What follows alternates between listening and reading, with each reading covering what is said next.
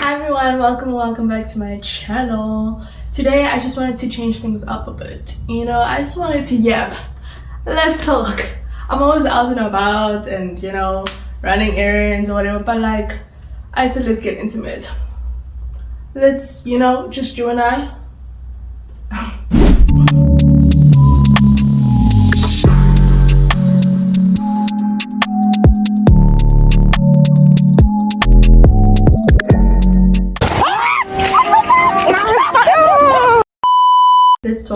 Let's talk. I'm gonna be answering a bunch of questions I asked chat to ask me to answer. So yeah, and I didn't really prepare my answers. I just wanted it to be raw. So if I stumble my words, I'm sorry. This is kind of like an unprepared type of thing, but I wanted it to be more natural. You following? Yes. But grab whatever you can, grab a drink. I have something from Espresso.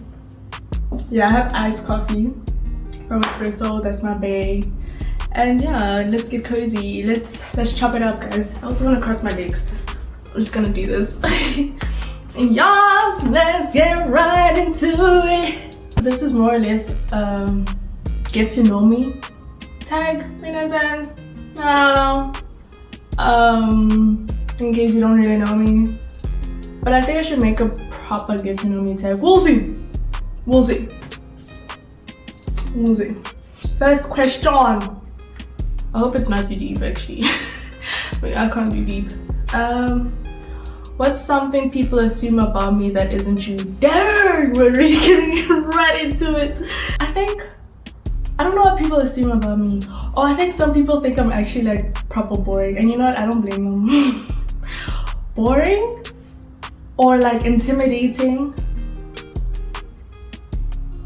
Yeah, or just no flavor, just either that. I know it sounds like two polar opposites, but there's a reasoning to this.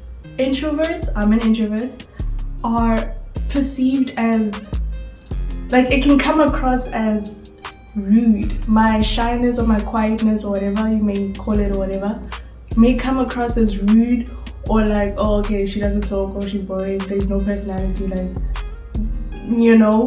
So I think that's I think that's an assumption about me that a lot of people have. It just takes guys, it just takes a million conversations and then I'll get comfortable with you. You know what I mean? Trust me, once that door's open, I don't stop talking.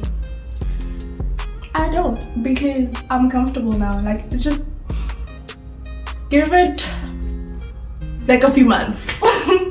Not days, not weeks, maybe a year or so, but minimum a few months, then I'm here. You know what I mean? Yeah. Next question. What's a habit that completely changed my daily life? Ooh. A habit that changed my daily life is making my bed. I think this thing of waking up and having at least one thing accomplished for the day, I don't know, making your bed almost sets the tone for the rest of the day, and you can always pat yourself on the back saying, okay, at least I did something. Also, I feel psychologically speaking, it does rewire your brain to focus better or be more productive throughout the day, even if it's just flipping minor work. I don't know, but I think it plays a role. I think it goes along with, I don't know if you guys have heard, but when they say when your room is tidy, you become more productive. So I think it goes hand in hand with that, or maybe that's just me, but that has really changed. Changed what? But anyway, it has changed things for me, my perspective, how I go about my day. It really has. For sure. What's something I'm still trying to figure out about myself? Why is this kind of deep? I thought that would be quirky. Okay, what is something I'm trying to figure out about myself? Maybe I should have prepared. If I knew it was this deep, I just asked chat for a bunch of questions, and I was there we go. I was okay, I'm gonna use this. I didn't really go through this properly. maybe I should have. Dang. Oh my goodness. What is something? How do I know something that I don't know? Does that make sense? I feel like I learn about myself more through experiences. Well, obviously that's all of us, but like personally, that's how I discover more about myself. Like, okay, you know, what am I still trying to figure out about myself? Maybe okay, I think I got something. Why I'm such a people pleaser, perhaps. Still trying to figure out why. Like, I'm trying my best. I think I've improved. I was worse than this, but yeah, people pleasing has to be one of them. Oh, if you guys know me or knew me from back then, you'd be concerned. Right now it's like minor. It's not like she's like anything and everything somebody says, I'm a yes ma'am, I'm a do whatever you want type of thing. Right now it's calm. Like, I can say no. I can be like, sorry, I gotta put me first. I gotta put me first. But yeah, I think that, yeah. What's one opinion I have that people usually disagree with? Ooh, this is, I must be careful. Yeah, I must be careful about, English. Careful of what I'm about to say. Careful about what, oh my gosh. You know what I'm trying to say. I'm running out of English bundles and we just started the video, so this is amazing, fun. Is it weird to Google what's a common opinion? So I can see if I agree. What's up with my English? Disagree with this. What's a common opinion? No, list common opinions. I don't have, but I do. That's the thing. I do. I know I do. I know for a fact that I do. I really should have thought of all of this and prepared better. I don't know if this counts, but this is the best I got. Is that eggs are like amazing and stuff. I don't like eggs. I mean, that's my opinion. I disagree with people that say eggs are like, wow. However, there's another side to this. I wish I loved eggs. So I don't know, maybe I'm agreeing with them, but in turn I'm also like low-key disagreeing with them because I don't agree that eggs are delicious. Those things stank, those things are disgusting, but I'm jealous of the people that like it because it's in a lot of meals and you can do so much with eggs. So what's something I wish more people talked honestly about? Ooh, these questions are actually nice. I wish I prepared. We can have a whole conversation with them. They actually so good. They're so juicy. Now I'm gonna make a part 2 of this, and that part I'm going to have to like prepare my answers because we can really dive deep into these questions. It's actually so juicy. Anyway.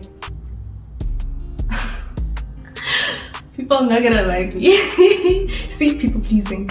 I feel like a lot of us, we're not ready for this topic. We're not ready for the talk about the patriarchy. Like, we're not ready to hear about how it affects both women and men. Let's talk about that honestly. Can we be open to it? Can we use these and this and critical thinking and analytical skills to properly dissect what is actually happening, especially in our country? Let me contextualize it in our country. Can we talk about it honestly? But we won't because hey, you guys are at it again, patriarchy. But anyway, I think that's for sure something can we talk about. Anyway, next question. What does a good life look like to me right now? let me tell you something. I think just being in a place where I'm sure we all say this, or a lot of us say this, but like where I'm just happy. But like, what does that look like? I am financially stable. You know what? Stable emotionally, financially, physically. Like, I am just content with, yeah, like I reach optimal life satisfaction, if that makes sense. I'm at a point where I've reached full actualization, if that makes sense. Like, I have good people and a good support system. Like right now, I believe I have a good life. I have a good life. I have good people around me that love me and I love them.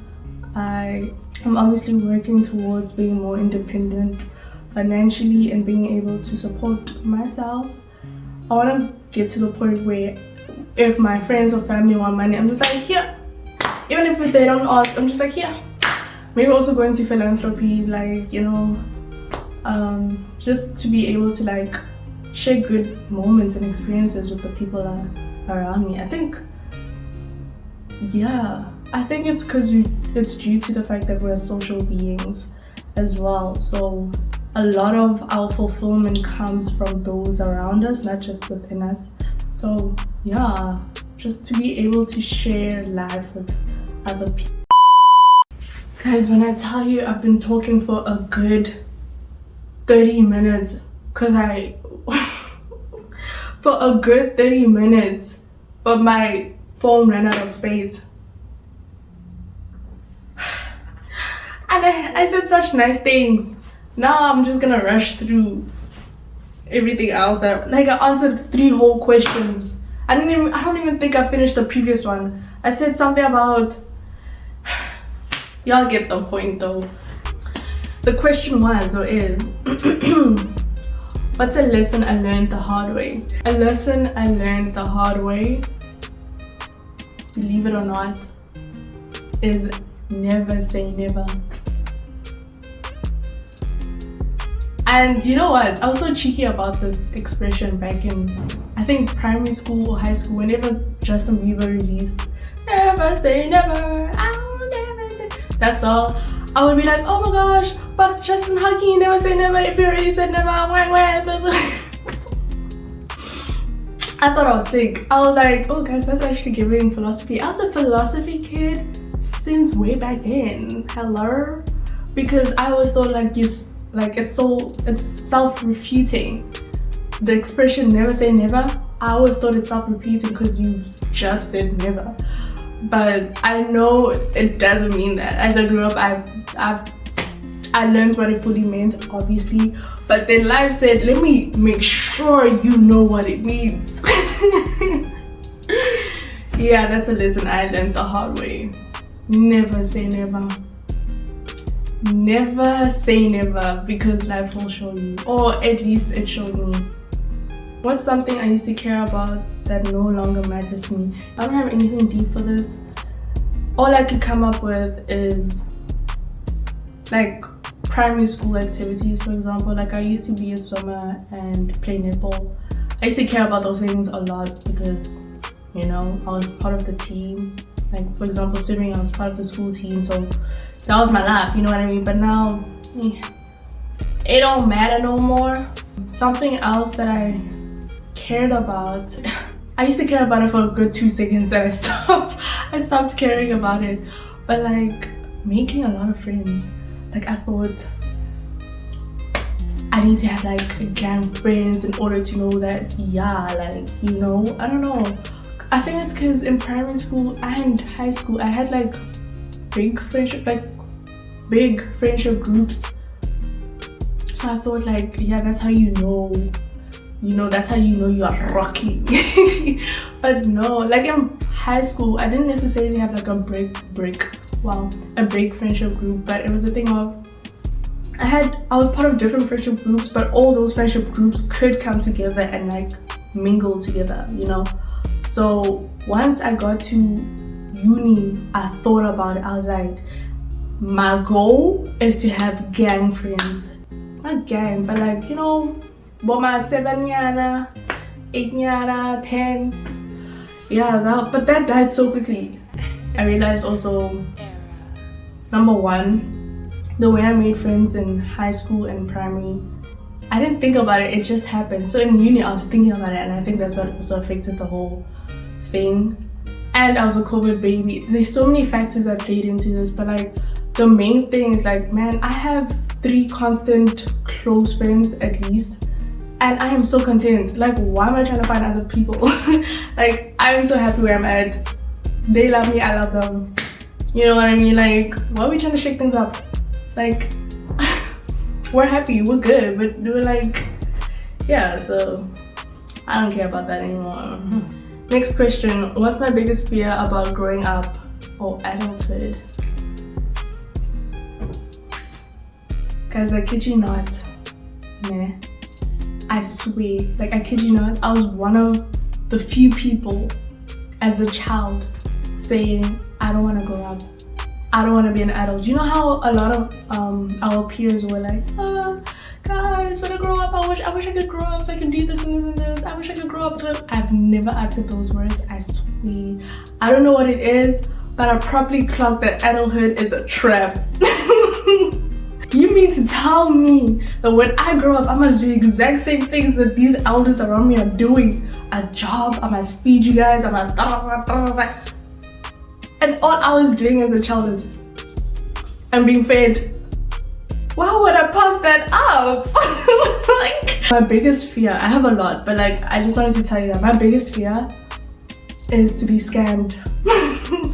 Let me explain. I learned most of my knowledge from school.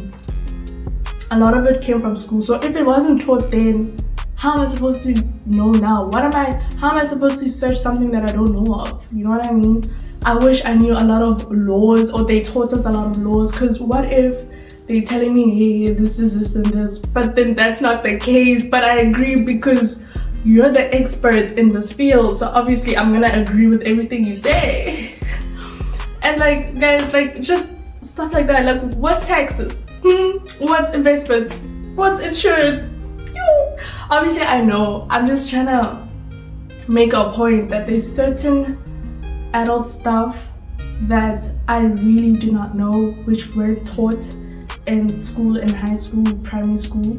Obviously taxes and all that, those were taught, I get that, but I'm trying to point out that there's certain things that we somehow, between school and the transition of adulthood, we're somehow supposed to know all of these things, which I'm just like, but like, how? From where? Where do I even begin? Like, what's a mortgage? Oh my gosh, what are you talking about? So I guess my biggest fear is being scammed because I'm not knowledgeable. I don't think, and I wish there was a crash course on being an adult. That would be great. Some things I get you do learn from experience, like budgeting, and even though that was also taught in school, but I hope you get what I mean. Like, there's certain things that just weren't taught, and you just need to know somehow. Like, no man. What's something I think social media has ruined? Ooh, surface level songs. Hear me out, like TikTok, guys. I learn a lot of songs through TikTok, but then obviously TikTok is not a serious place sometimes. So now, when I hear the actual song or the context of the song without TikTok, I'm just like, oh, this is actually such a beautiful song, for example, like, wow, you know? But in TikTok, it's a joke. It's like, oh, shame. But yeah, that's something surface levelly that social media has definitely ruined. I think it has also ruined connections, like forging real connections. What else has social media ruined? Our attention span, for sure. Perception. A lot of us will believe everything we see on social media. For example, I can be so basic with this. For example, like Instagram. you know, like we always see like, oh, you're supposed to look a certain way. Everything now is about aesthetics. Like there's no authenticity anymore. Like there's also this weird pressure. It's so strict. I don't know. So I think it has also kind of messed up with everybody's psyche in terms of like self-esteem, what is considered as something nice to look at or whatever. Like things are just so facade-y, if that makes sense. It doesn't feel genuine and authentic anymore. But yes, perception in that way, perception of yourself, perception of what is considered to be the standard, like I think it has overall ruined our perception of life. I think I'll leave you with that point. This was nice. This was nice talking to you guys. I hope you guys also enjoyed it. I would love to do this again. I can do a part 2. Comment down below if you want a part 2. That would be amazing. I'm so down to do a part 2.